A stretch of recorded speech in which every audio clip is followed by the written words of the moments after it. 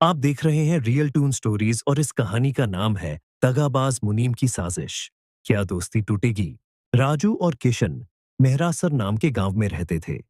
दोनों की बहुत गहरी मित्रता थी। दोनों विद्यालय में साथ पढ़ते थे और अपना ज्यादातर समय साथ व्यतीत करते थे। राजू के पिताजी एक किसान थे और किशन के पिताजी गांव के सरपंच थे। राजू पूरे गांव में अपनी शरारतों के लिए प्रसिद्ध था।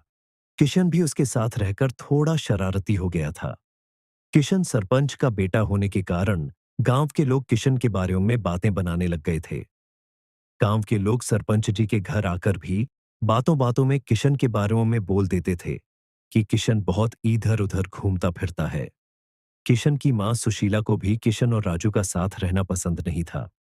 वह नहीं चाहती थी कि किशन राजू की संगत में रहकर बिगड़ जाए। सरपंच जी के घर पर एक मुनीम काम करता था, जो सरपंच जी के व्यवसाय को संभालता था। उसे भी राजू बिल्कुल पसंद नहीं था, क्योंकि वह चाहता था कि किशन की उसके बेटे चिंटू के साथ मित्रता हो। लेकिन किशन और राजू दोनों ही चिंटू को पसंद नहीं करते थे, क्योंकि चिंटू घर पर आकर किशन और राजू की चुगली कर देता था, जिससे किशन मुसीबत में फंस जाता था। एक दिन मुनीम को सरपंच जी के घर मेज पर सोने की अंगूठी मिली। वह अंगूठी किशन की थी, जो उसके 13वें जन्मदिन पर मिली। मुनीम ने देखा कि वहां कोई नहीं था और मुनीम ने उसे अपनी जेब में डाल लिया। मुनीम की सरपंच की दौलत पर बुरी नजर थी, इसलिए वह चाहता था कि उसका बेटा भी किशन का अच्छा दोस्त बन जाए, जिससे उसका भविष्य अच्छा बन सके। मुनीम राजू और किशन की दोस्ती तोड़ने की बहुत कोशिश करता था।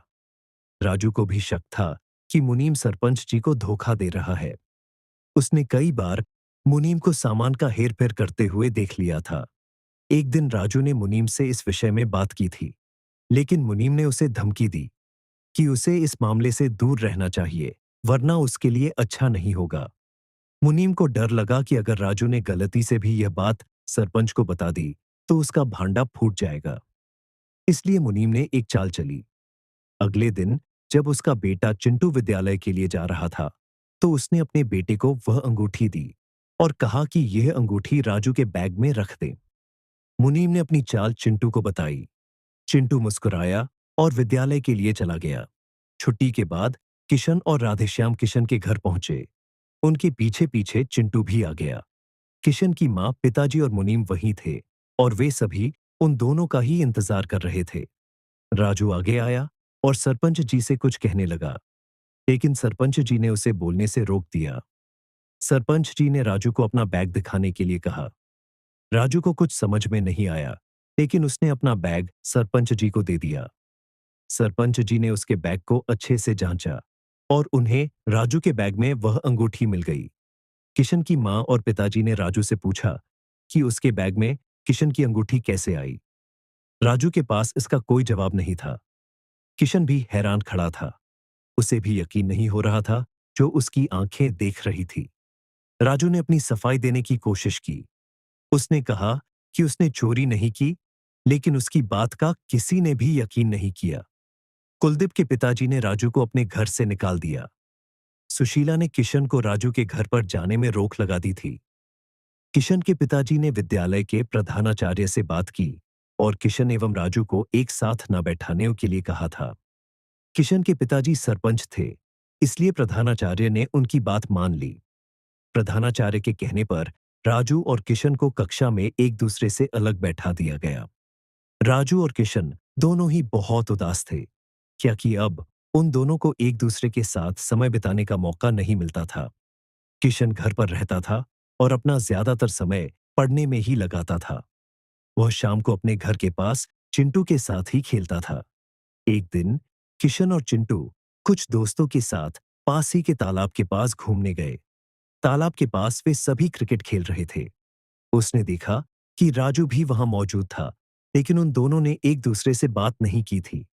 फिर बाल तालाब में चली गई। चिंटू तेज भागता हुआ तालाब में गया और बाल को खोजने लगा। बाल को खोजते हुए वह गहरे पानी में चला गया और डूबने लगा। वह चिल्लाया और मदद के लिए पुकारने लगा।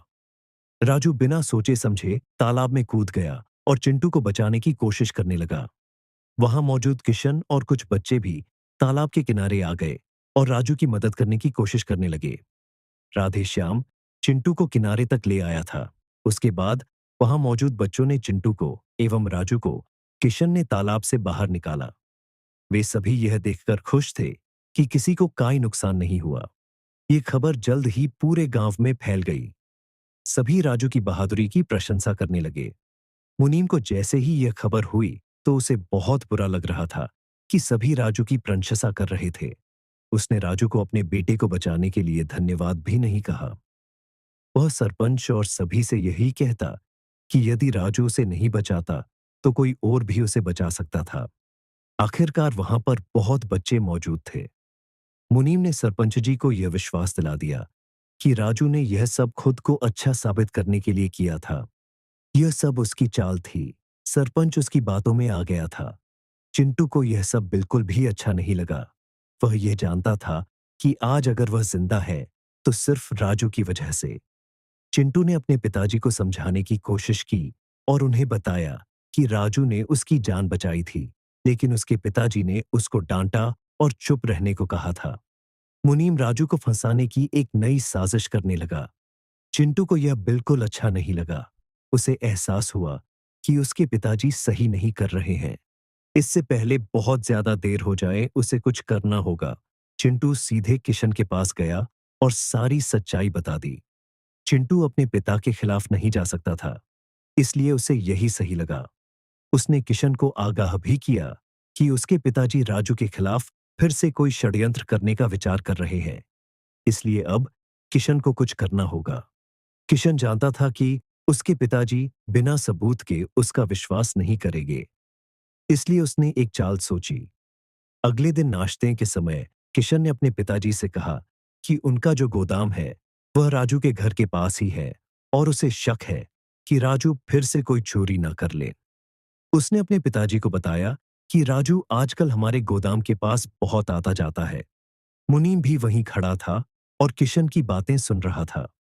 सरपंच जी ने किशन को विश्वास दिलाया कि उसे परेशान होने की कोई जरूरत नहीं है। राजू ऐसा कुछ नहीं कर पाएगा। मुनीम वहां से चला गया और उसने गोदाम में से 10,000 रुपये चुरा लिए। फिर यह खबर उसने सरपंच जी को दी। सरपंच जी को यह जानकर बहुत झटका लगा कि उनके गोदाम कोई चोरी करने की हिम्मत कर सकता है। सरपंच जी बहुत गुस्से में थे और मुनीम ने उनके गुस्से का फायदा उठाया। मुनीम ने सरपंच जी को याद दिलाया कि आज किशन कह रहा था कि राजू चोरी कर सकता है। सरपंच ने पंचों की बैठक बुलाई। वहां राजू, उसका परिवार, किशन एवं सभी लोग मौजूद थे। सरपंच ने सभी को बताया कि उनके गोदाम में चोरी हुई है और राजू ने चोरी की है। सरपंच की बातें सुनकर सभी हैरान हो गए। राजू ने अपनी सफाई देने की कोशिश की, लेकिन मुनीम ने उसे चुप करा दिया। मुनीम ने सभी को बताया कि किशन ने सब कुछ देखा था और किशन को सच्चाई बताने के लिए कहा। किशन ने अपने पिताजी और सभी से कहा कि उसे पता है कि पिताजी के रुपये कहाँ हैं और किसने चोरी किए थे। उसने सभी को अपने साथ चलने के लिए कहा। किशन सभी को मुनीम के घर ले गया। मुनीम हैरान था कि किशन सभी को यहाँ क्यों लाया है। किशन ने चिंटू को आवाज लगाई। चिंटू बाहर आया और उसके हाथ में 10,000 रुपये थे। किशन ने सभी को बताया कि चोरी राजू ने नहीं बल्कि मुनीम ने की थी और मुनीम इस चोरी का इल्जाम राजू पर डालना चाहते थे। फिर किशन ने सभी को बताया कि यह उसकी चाल थी, मुनीम का असली चेहरा सभी के सामने लाने की, और उसने यह भी बताया कि इसमें कार्तिका ने उसका साथ दिया। मुनीम को अपनी गलती का एहसास हुआ। वह जोर जोर से रोने लगा और सरपंच जी को सारी सच्चाई बता दी कि किशन की अंगूठी भी उसने चुराई थी और उसी ने ही चिंटू को कहा था कि यह अंगूठी राजू के बैग में रख दें। मुनीम ने उन सभी से माफी भी मांगी। सरपंच जी ने उसे माफ तो कर दिया, लेकिन उसे नौकरी से निकाल दिया। चिंटू ने भी राजू से माफी मांगी। राजू ने उन दोनों को एक शर्त पर माफ कर दिया कि वे वादा करें कि आगे से ऐसा नहीं करेंगे। सच्चाई जानने के बाद किशन और राजू फिर एक दूसरे के दोस्त बन गए और चिंटू भी उनका पक्का दोस्त बन गया।